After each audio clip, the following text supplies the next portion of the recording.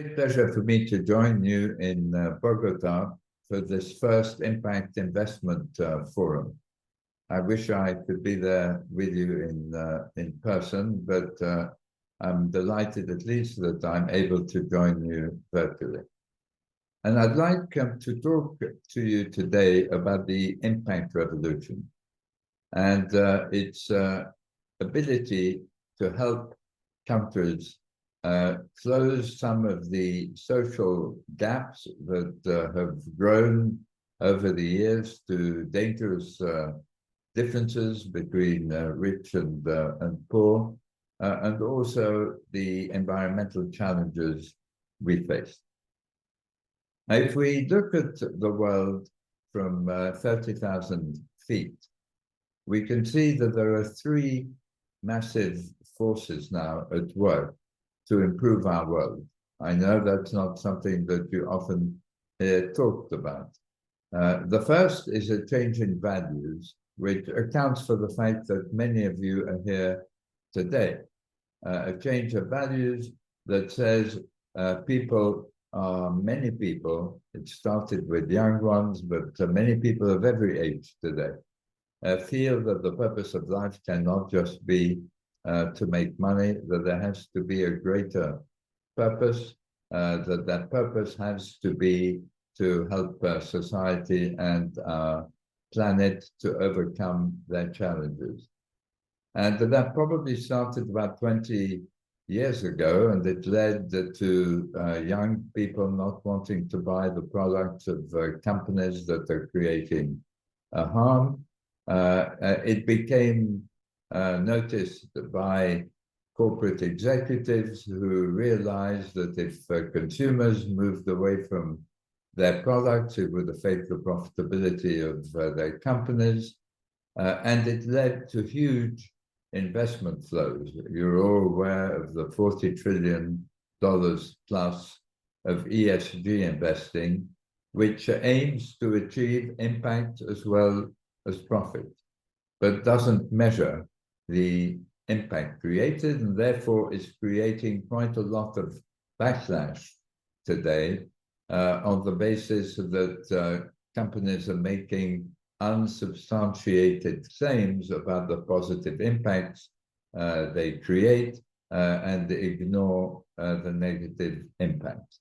But we've never had before in the history of finance $40 trillion, which is about half of all the assets under management across the world, seeking to achieve not just profit, but profit and impact. It's a massive change in financial markets. And financial markets are innovating through sustainability-linked bonds and loans, for example, which today account for $1.25 trillion, where the rate of interest that a company pays on its debt falls if the company achieves certain preset targets for environmental reduction in emissions, for example, or of drug companies if their products reach more vulnerable populations. So there's this massive change in values which has transferred its thinking to financial markets. The second massive trend is technology. Most of us are aware of artificial intelligence and generative artificial intelligence now, ChatGPT and platforms like that. We have taken leaps through artificial intelligence and machine learning that are as significant as the invention of the microchip was. I was fortunate enough to be around when the venture capital industry was born in the early 70s. And the microchip was viewed then as something that could change the computer industry. Many people didn't appreciate that its influence would spread far beyond that to every business sector. And so we've seen through the innovations that came from the microchip, the PC, of course, the cellular phone, the internet, we have seen a transformation in the way we live, we access knowledge and go about investing and running businesses. Well, what's happening now with artificial intelligence and machine learning and augmented reality is going to have implications that may even outdistance those of the microchip itself. And the very powerful thing about these new technologies is that they enable us to deliver positive impacts. There's a fear of negative impacts. I'm very much aware of that. But they enable us to deliver positive impacts too, which can transform the fields of education. You can have the same lesson being taught in a customized way to 1 million people at the same time now. We're beginning to see new models in education. Because of the use of technology, we can have models where the person receiving the education pays for it after they've got into a job, for example. And we see the same thing happening in the medical area. We're beginning to see remote diagnosis of all sorts of ailments, and the use of technology in reading MRIs and and other forms of imaging, which are so vital to successful medicine. But we're also seeing it in finance. We're seeing new platforms that enable people to manage their cash flows, that predict their likely expenditure relative to their income, that enable them to shift out of overdraft into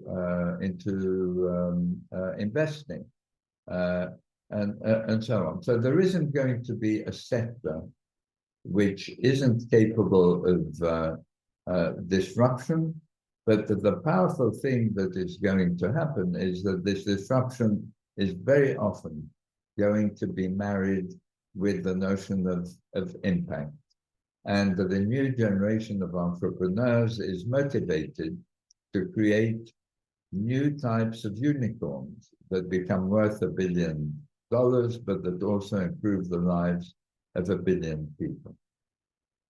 And so in addition to these two very powerful forces of a change in values and leaps of technology, we have a third force now, which I'm very proud to say that GSG, and congratulations on the establishment of the Colombian Lab and all the excellent work that it is doing under the leadership of Mauricio Samper and Maria Tamayo. The GSG has pushed in the third area, which is the arrival of impact transparency. We've all assumed that we can't measure very much in the impact area, and social impact in particular, but environmental impact too. We've proved, however, over the last 4 or 5 years, that we can not only measure the impact of a company in a similar way to profit, but express it in a similar way to profit too. Express it in dollars and cents or any other currency. And this force of transparency is being pushed now right across the world by the SEC in the United States, by the ISSB in the rest of the world. We're beginning to see the International Foundation for Valuing Impact, which the GSG established and which I'm privileged to chair, standardizing the monetary value of different impacts.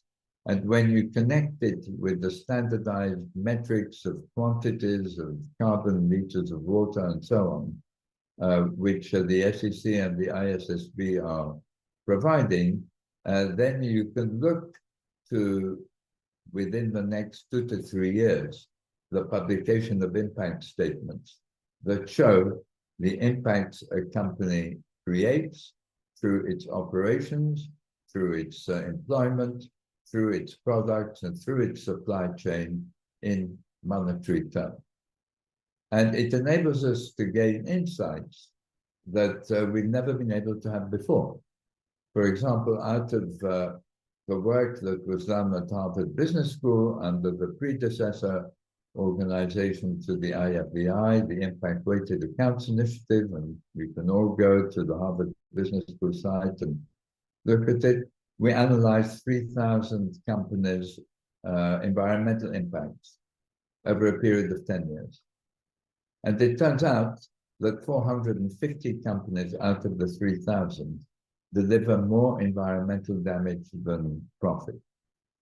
That 1,000 deliver environmental damage equivalent to a quarter or more of their profit. And we can do the same type of analysis in the social area. Issues like diversity. We can now tell by measuring the difference in employment in an Amazon facility and the community outside, the exclusion of gender and ethnic participants in the Amazon workforce. We can add to that or multiply that number of people by an average wage.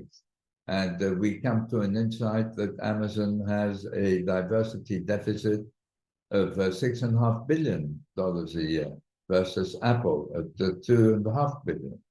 But if you take it as a percentage of the wage bill, Amazon is the better performer with 16% versus Apple 25%. And so I want to leave you with the sense that the world is changing in a major way, that the change in values in the direction of impact, the changes in technology that enable us to deliver impact globally so much more easily, and the increase in transparency, which is going to enable us to sort companies out on the basis of both their profits and their impact, these are basically changing our economic system. And a lot of the thinking behind impact relies on the measurement of impact. And so what we've seen happen now at scale in the area of sustainability-linked bonds and loans grew out of the area of the social impact bond, where Colombia has had some achievements. This notion that you can have the invisible hand of markets, as Adam Smith called it, leading everybody to try and make money, it serves the initial Adam Smith idea was it serves the interest of everybody, but what we're seeing now is that it doesn't do that. It leads to huge gaps between rich and poor, and huge damage to the environment.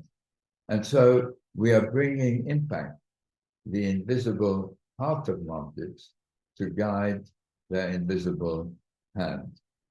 So I wish you well in your work today. I very much hope that you can use the tools of the impact revolution to help Colombia improve the lives of its citizens and also its impact on the planet. I wish you well and hope to see you all in person soon.